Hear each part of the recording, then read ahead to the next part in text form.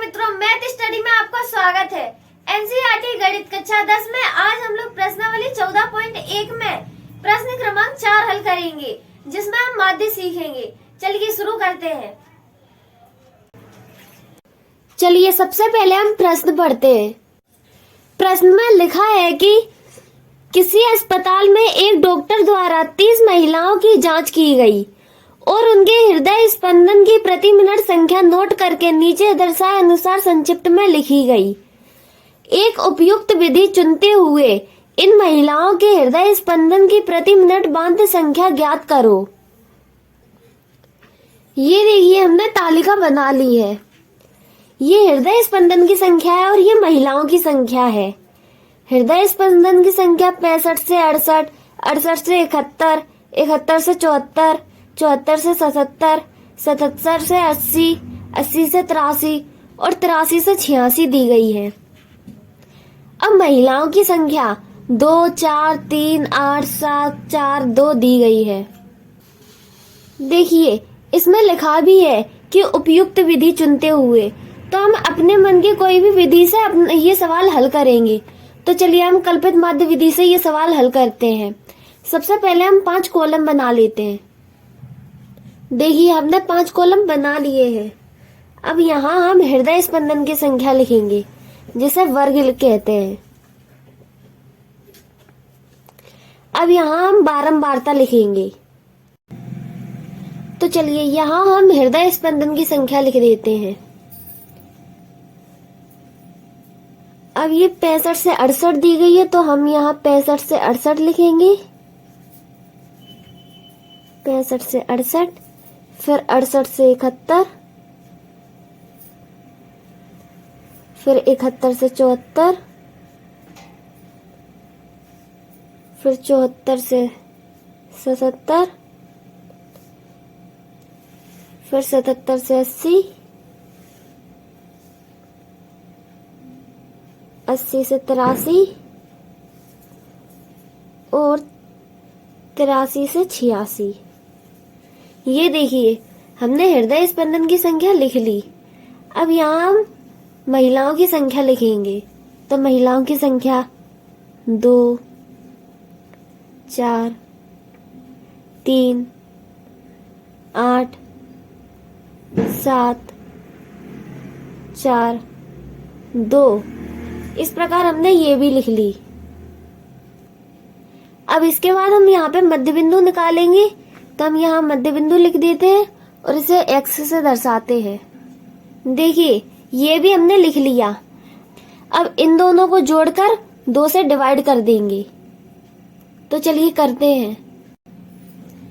चलिए अब हम रफ का इस्तेमाल करते हैं। यहाँ 65 और 68 को जोड़ देते हैं। 65, 68, 8, 5, 13, 13 की 3, हासिल लगी 1, 6, 6, 12, 12 की 1, 13। अब इसे 2 से डिवाइड कर देंगे। 2 से 2 छिंग 12, बचा 1, 3 उतरा, 2 छिंग 12, 1 बचा। यहाँ पॉइंट लगाएंगे, यहाँ 0 बढ़ाएंगे। अब 2 पंचे 10, शेष 0 आ गया। लगभग हमारा मध्य बिंदु 66.5 निकला। तो यहाँ हम लिखेंगे 66.5। ये कैसे हमने निकाला? इन दोनों को जोड़कर और 2 से डिवाइड कर दिया। तो अब यहाँ देखिए, ये इतने से कितना बड़ा है? तो आंसर है ये इतने से 1.5 बड़ा है, मतलब 1.5। देखिए, जब हम 65 में 1 प्लस करेंगे तो 66 हो जाएगा और 66 में आधा और जोड़ देंगे तो 66.5 हो जाएगा। तो अब यहाँ देखिए, 68 में 1 जोड़ देंगे तो 69 हो जाएगा और 69 में 0.5 प्लस कर देंगे तो 69.5 हो जाएगा। तो यहाँ हम लिखेंगे 69.5। देखिए, इसमें 1 जोड़ दिया तो 69 हो गया और उसमें 0.5 और प्लस कर दिया तो 69.5 आंसर आ गया। अब उसी प्रकार इसका निकालेंगे। अब इसमें 1 जोड़ देंगे तो 72 हो जाएगा। 72। अब इसमें 0.5 और प्लस करेंगे तो 72.5 आ जाएगा आंसर। अब ऐसे इसका निकालेंगे, 75 हो जाएगा और इसमें 0.5 और प्लस कर देंगे। अब 77 में 1 प्लस करेंगे तो 78 हो जाएगा। उसमें आप 0.5 प्लस करेंगे तो 78.5 हो गया। अब 80 का निकालेंगे, 80 में 1 जोड़ेंगे तो 81 होगा। इसमें 0.5 प्लस कर देंगे तो 81.5 हो जाएगा। अब इसका निकालेंगे, 83 में 1 जोड़ेंगे तो 84 होगा। इसमें 0.5 और प्लस करेंगे तो 84.5 आ गया आंसर। तो इस प्रकार हमारा मध्य बिंदु निकल गया। देखिए ये तो हमारा बड़ा आसानी से हो गया। अब हम कल्पित माध्य निकालते हैं। 1 2 3 4 5 6 7, तो 3 ऊपर के कर देते हैं और 3 नीचे के, तो बीच में ये आ रहा है तो इसे हम a मान लेते हैं। अब यहाँ हम u की वैल्यू निकालेंगे। u ज्ञात करने के लिए सूत्र लगाते हैं xi minus a upon h। लेकिन उसके लिए मैंने सबसे आसान ट्रिक बताई थी आपको। a के सामने 0 लिख देंगे, ऊपर की ओर माइनस में लिखेंगे और नीचे की ओर प्लस में लिखेंगे। तो यहाँ -1 -2 -3। अब यहाँ हम प्लस में लिखेंगे 1 2 3। अब इस लास्ट वाले कॉलम में हम FI/UI की वैल्यू निकालेंगे। इसे ज्ञात करने के लिए इसका और इसका गुणा करके यहाँ लिखेंगे, मतलब FI और UI का गुणा करके यहाँ लिखेंगे, मतलब -3 का गुणा 2 में करेंगे। चलिए अब हम -3 का गुणा 2 में करते हैं तो -6 आया। अब 4 का गुणा -2 में करेंगे तो -8 आएगा। अब 3 का गुणा -1 में करेंगे तो -3 आया। 8 का गुणा 0 में करेंगे तो 0 आएगा। 7 का गुणा 1 में करेंगे तो 7 आएगा। 4 का गुणा 2 में करेंगे तो 8 आएगा। 2 का गुणा 3 में करेंगे तो 6 आया। अब आपको क्या करना है, इसे जोड़ देंगे और इसे जोड़ देंगे और यहाँ लिखेंगे। इसके लिए मैं यहाँ एक लाइन खींच लेती हूँ।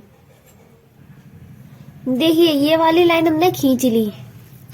अब ये FI का कॉलम है तो यहाँ हम सिग्मा FI बराबर, अब इसे जोड़कर यहाँ लिख देंगे।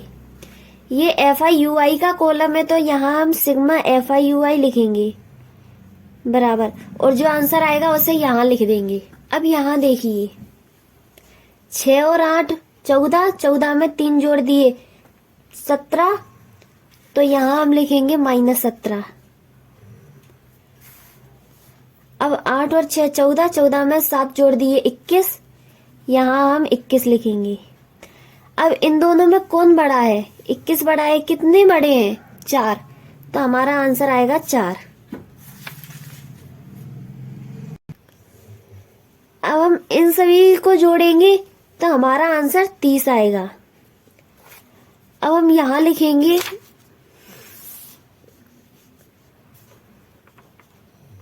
माना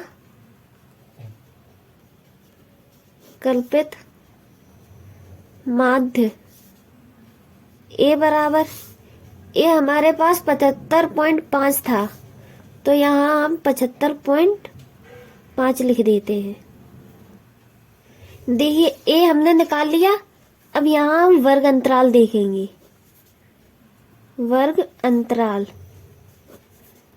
H बराबर, अब यहाँ देखेंगे वर्ग के कॉलम में कि कितनी कितनी संख्याओं का अंतर है। इसमें मतलब इनमें कितनी संख्याओं का अंतर है। 80 और 83 में 3 संख्याओं का अंतर है। 83 और 86 में 3 संख्याओं का अंतर है। यहाँ देख लेते हैं 74 और 77 में 3 संख्याओं का अंतर है, तो यहाँ H 3 आएगा। अब ये सवाल हम कल्पित माध्य विधि से कर रहे हैं, तो इसका सूत्र है माध्य x बार बराबर a plus sigma FI/UI upon sigma F I गुणिया एच। अब चलिए हम मान भरते हैं। ए की कीमत 75.5 है, तो यहाँ हम 75.5 लिख देते हैं, plus sigma F I U I 4 है, तो यहाँ हम 4 लिखते हैं। सिग्मा एफ आई 30 है, तो यहाँ 30 लिखते हैं। एच 3 संख्याओं का अंतर था, तो गुणा 3 लिख देते हैं, बराबर 75.5 प्लस, अब इससे ऐसे डिवाइड भी कर सकते हैं, तो ये 10 बार में कटेगा, तो यहाँ 10 लिख देते हैं। अब इसका इससे भाग देंगे, तो बराबर 75.5 प्लस, नीचे एक जीरो है तो ऊपर एक संख्या के आगे जी पॉइंट लगा देंगे, तो 0.4 आंसर आएगा। अब इन दोनों को जोड़ देंगे। अब हम 75 और 0 को जोड़ेंगे तो 75 आएगा, पॉइंट का पॉइंट लगा देंगे। 5 और 4 को जोड़ेंगे तो 9 आएगा, तो ये हमारा आंसर निकल गया। मुझे उम्मीद है कि आपको मेरा ये वीडियो पसंद आया होगा। अगर आपको मेरा वीडियो पसंद आया हो तो लाइक करें, ज्यादा से ज्यादा शेयर करें और सब्सक्राइब करें, जिससे मेरे अगले हर वीडियो का नोटिफिकेशन सबसे पहले आपको मिले।